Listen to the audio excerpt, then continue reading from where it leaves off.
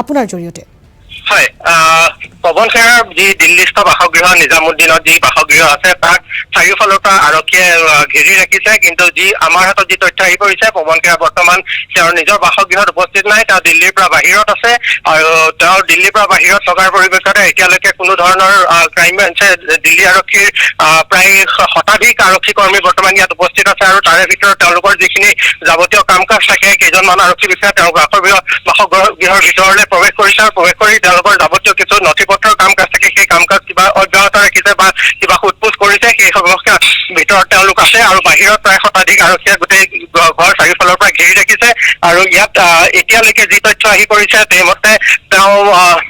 পৱন খেৰা ৰাতিপুৱা মুহূৰ্তত ইয়াৰ পৰা ওলাই গৈছে ওলাই যোৱাৰ পিছত এতিয়ালৈকে কোনো তথ্য লাভ কৰা নাই আৰু ইয়াৰ পৰৱৰ্তী সময়ত তেওঁলোকৰ যি প্ৰাৰম্ভিক কাম কাজ আছে সেই কাম কাজ সম্পূৰ্ণ কৰাৰ পিছত আৰক্ষীয়ে নিজৰ পৰৱৰ্তী পদক্ষেপ কি হ'ব সেই পদক্ষেপ গ্ৰহণ কৰিব বা সেই বিষয়ে জানিব পৰা যাব কিন্তু বৰ্তমান মুহূৰ্তলৈকে ইয়াত আৰক্ষীয়ে সকলোখিনি ঘেৰি ৰাখি পেলাই নিজৰ প্ৰক্ৰিয়া অব্যাহত ৰাখিছে আৰু সেই প্ৰক্ৰিয়া সম্পূৰ্ণ ইয়াত যি প্ৰক্ৰিয়া আছে সেই প্ৰক্ৰিয়া সম্পূৰ্ণ কৰাৰ পিছতহে তেওঁলোকে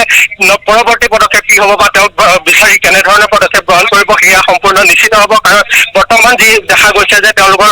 তেওঁৰ বাসগৃহৰ ভিতৰত যিকেইজন আৰক্ষী বিষয়া আছে বা অসম আৰক্ষীৰ যি বিষয়া আছে তেওঁলোকে হয়তো নথি পত্ৰ পৰীক্ষা বা তেওঁৰ ভ্ৰমণ সম্পৰ্কে কিছু তথ্য তেওঁৰ পৰিয়াল বা তেওঁৰ বাসগৃহত উপস্থিত থকা লোকৰ পৰা সংগ্ৰহ কৰিছে বা সেই সম্পৰ্কে কিছু কথা তেওঁলোকৰ পৰা তথ্য পাতি সংগ্ৰহ কৰিছে আৰু সেই তথ্য পাতি সংগ্ৰহ কৰাৰ পিছত তেওঁলোক কিছু নিশ্চিত তথ্য লাভ কৰিলে পৰৱৰ্তী পদক্ষেপ তেওঁলোকে গ্ৰহণ কৰিব বা তেওঁ যদি দিল্লীৰ বাহিৰত কোন স্থানত আছে সেই স্থানত তেওঁলোকে যদি তালাচী চলাব লগা হয় অসম আৰক্ষীৰ যিটো দল আহিছে সেই দলে সেই ৰাজ্যৰ আৰক্ষীৰ লগত যোগাযোগ কৰিব বা সেই সম্পৰ্কে পৰৱৰ্তী পদক্ষেপ তেওঁলোকে গ্ৰহণ কৰিব নিশ্চিতভাৱে গৌতম ভট্টাচাৰ্য আপুনি সামগ্ৰিক তথ্যখিনি জনাইছে আমি এই মুহূৰ্তত আপোনাৰ জৰিয়তে আন এটা বিষয় জানিব বিচাৰিছোঁ যে তিনিখনকৈ ৰাষ্ট্ৰৰ নাগৰিকত্বৰ ভুৱা তথ্য দিছিল খেৰাই তেওঁৰ ইতিমধ্যে মুখ্যমন্ত্ৰী পত্নীৰ বিৰুদ্ধে অনা সকলোবোৰ অভিযোগ মিছা বুলি প্ৰমাণিত হৈছে গতিকে যিসমূহ সা সম্পত্তিৰ কথা তেওঁ উল্লেখ কৰিছিল মুখ্যমন্ত্ৰী পত্নীৰ বহিৰাষ্ট্ৰত থকা সেই সম্পত্তিসমূহৰ যি আচল গৰাকী সেই আচল গৰাকীৰ পৰিচয় ওলাল নে নাই আমি জানিব বিচাৰিছোঁ আপোনাৰ জৰিয়তে গৌতম ভট্টাচাৰ্য হয় সেই সম্পৰ্কে এতিয়ালৈকে আচল তথ্য কোনো ধৰণৰ আচল তথ্য মুকলিকৈ পোহৰলৈ অহা নাই কাৰণ এই যিসমূহ তথ্য তেওঁ প্ৰকাশ কৰিছিলে কংগ্ৰেছ নেতাগৰাকীয়ে সেই তথ্যসমূহ বেছিভাগেই আছিলে ভুৱা আৰু সেই সকলোবিলাক তথ্য AI জেনেৰেটেড বা তেনেধৰণৰ কিছু ফটোগ্ৰাফ কিছু তথ্যৰ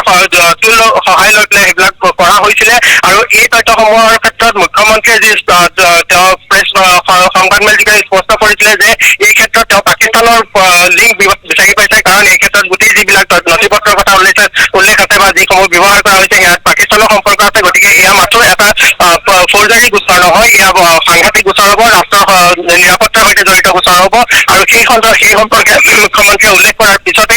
যিহেতু অসমত নিৰ্বাচন আছে নিৰ্বাচনৰ সময়ত তেওঁক গ্ৰেপ্তাৰ কৰা হ'ব নে নহ'ব সেই সকলো বিষয়ে আৰক্ষীৰ ওপৰত এৰি দিছিলে কিন্তু মুখ্যমন্ত্ৰীয়ে সেই কথা উল্লেখ কৰাৰ 24 ঘণ্টা পাৰ নহওঁতে অসম আৰক্ষীৰ দল আহি দিল্লীত উপস্থিত হৈছে আৰু যেতিয়া দিল্লীত উপস্থিত হৈছে তেনেহ'লে তেওঁলোকে যি তদন্ত চলাব সেই তদন্ত নিশ্চিতভাৱে পৱন খেৰাই সেই তথ্যসমূহ ক'ৰ পৰা সংগ্ৰহ কৰিছিলে কেনেদৰে সৈতে তথ্য আগবঢ়ালে বা সেই তথ্যৰ সৈতে প্ৰকৃত গৰাকী কোন বা কেনেদৰে জড়িত আছে সেই সকলো তথ্য লাহে লাহে পোহৰলৈ আহিব সেই সময়ত আমি ক'ব পৰা যাব কাৰণ বৰ্তমান সময়ত AI সহায়ৰ যি তথ্য AI যি সহায় লোৱা হয় তাৰ দ্বাৰা সকলো বস্তু এনে নিখুঁতভাৱে পৰিকল্পনা কৰা হয় বা এনে নিখুঁতভাৱে প্ৰস্তুত কৰা হয় যাৰ দ্বাৰা আপুনি সঠিক গৰাকী কোন বা সেই সম্পৰ্কে জানিবলৈ বিচংভাৱে ইয়াৰ তদন্ত চলাব লগা হয় তাৰ পিছতে এই তথ্য পোহৰলৈ আহে গতিকে যেতিয়ালৈকে আৰক্ষীয়ে তেওঁক গ্ৰেপ্তাৰ কৰা বা তেওঁৰ পৰা তদন্তৰ সন্দৰ্ভত সকলো তথ্য সংগ্ৰহ কৰা সম্পূৰ্ণ নহয় তেতিয়ালৈকে এই সম্পূৰ্ণ বিষয়টোৰ সন্দৰ্ভত কোনো ধৰণৰ মতামত প্ৰকাশ কৰিবলৈ সম্ভৱ নহয় কাৰণ এই তথ্য প্ৰকৃততে যিকোনো এজন ব্যক্তিৰ পৰা সংগ্ৰহ কৰি প্ৰকৃত তথ্য সংগ্ৰহ কৰা হৈছিলে নে এনেই কোনো এটা তথ্য সংগ্ৰহ কৰি পেলাই তাৰ ওপৰত AI সহায়ত এই গোটেই বস্তুটো